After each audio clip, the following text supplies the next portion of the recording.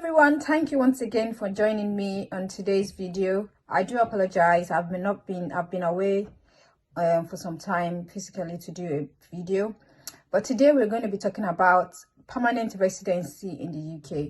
So if you're looking at relocating to the UK on a permanent basis, I would show you the 5 steps in which you can qualify for this.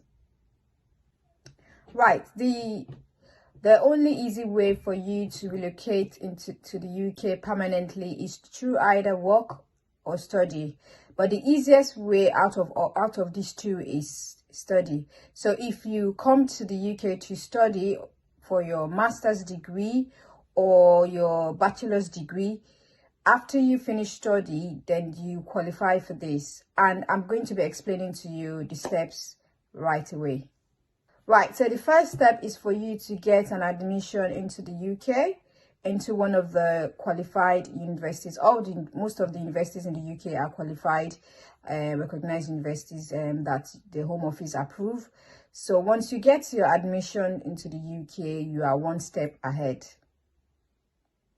And the second step is for you to pay your tuition fees. Once you pay your tuition fees, the school is going to give you an admission letter. I've uploaded some videos in regards to the requirements you need before you apply for your visa. You can look into my video. I'll put the link below, and then you can click on the link to see the requirements requested. And once you've paid for your tuition fee deposit to the school, you'll be awarded a CAS, of which you can now use to apply for your visa. Right, the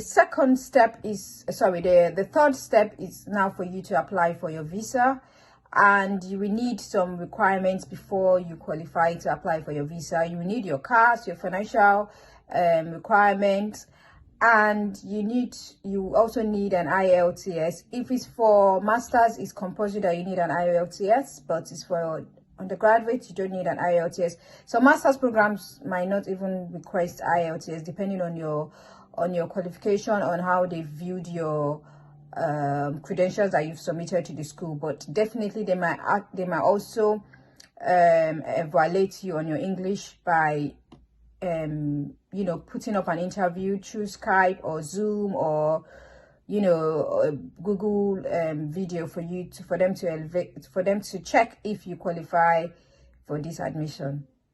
Next step is for you to complete your study. Once you've applied for your visa and you've been granted, the next step for you is to complete your studies. When you come to the UK, make sure you don't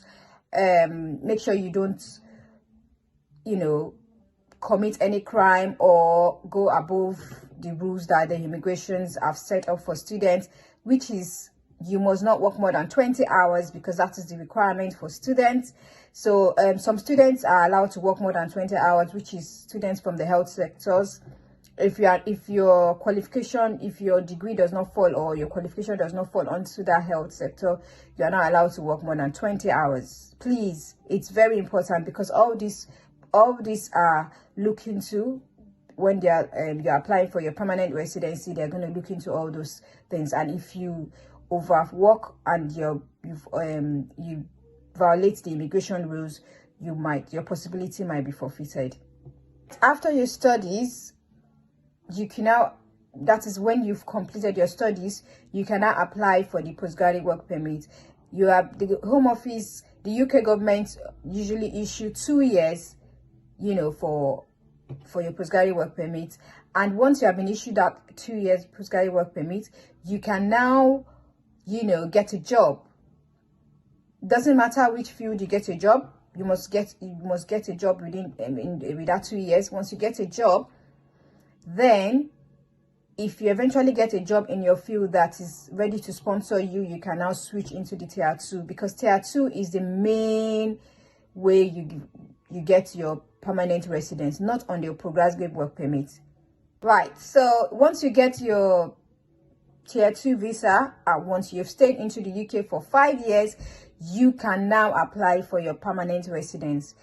So the whole process is, before you can qualify for a permanent residence, you need to have stayed in the UK for 5 years, and you must have gotten a permanent job of which you are receiving the the threshold income that the UK Home Office is requiring.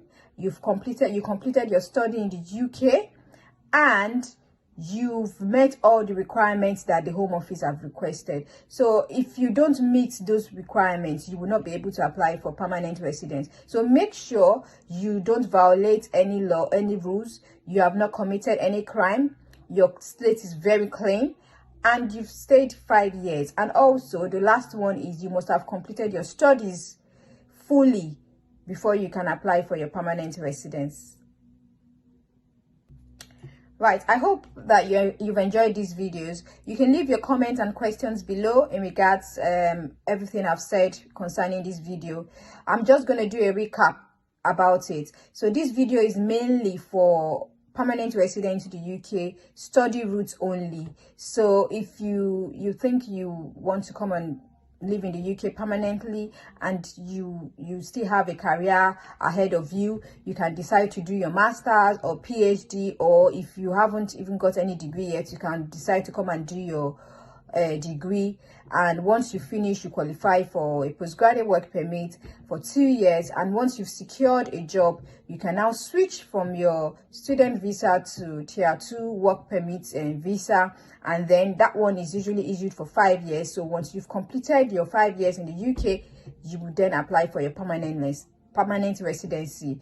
For you to get your permanent residency, you have to meet all these requirements. And if you have any questions, just leave your questions below. I'll be able to answer them. Thank you very much for watching this video, and I hope you've enjoyed this video. Please don't forget to subscribe, don't forget to hit that like button and leave your comments, and also don't forget to share this video to your friends and family who are interested. Remember, information is very powerful. Thank you. Bye.